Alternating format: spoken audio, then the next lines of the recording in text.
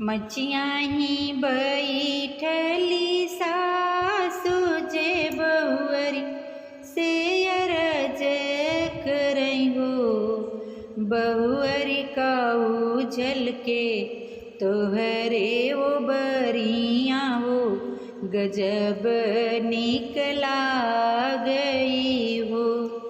बहुअरी काऊ झलके तोहरे वो बरिया हो, गजब निकला गई हो। मचियाँ ही बैठली सासु जे बहुअरी से अरज करई हो। बहुअरी काऊ झलके तोहरी वो बरिया हो, गजब निकला गई हो। झलकेला मांगे के सिंदूरवा दुनहु कान तरवर हो। सासु झलकेला बाबू के लुटूरिया हो, गजब निकला गई हो। सासु झलकेला बाबू के लुटूरिया हो, गजब निकला गई हो।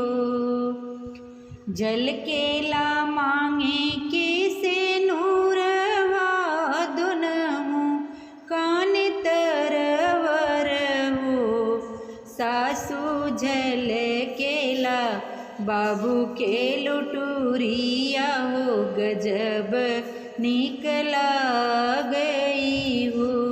सासु झलकेला बाबू के लुटूरिया हो, गजब निकला गई हो।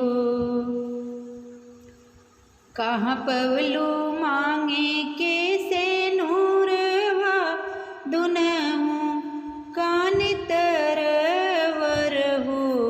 बहुअरी कहाँ पवलू बाबू के लुटूरिया हो, गजब निकला गई हो।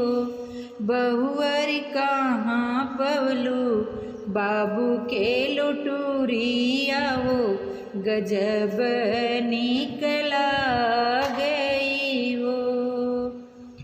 कहाँ पवलू मांगे के से नूरवा दुनहु कान तरवर हो।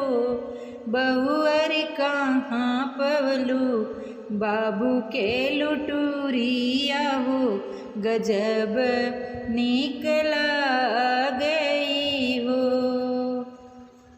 सैया दिले मांगे के से नूरवा दुनहु कान तरवर हो।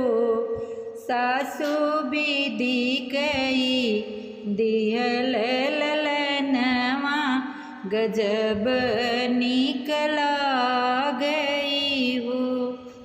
सासु विधि कई दिहल ललनवा हो, गजब निकला गई हो।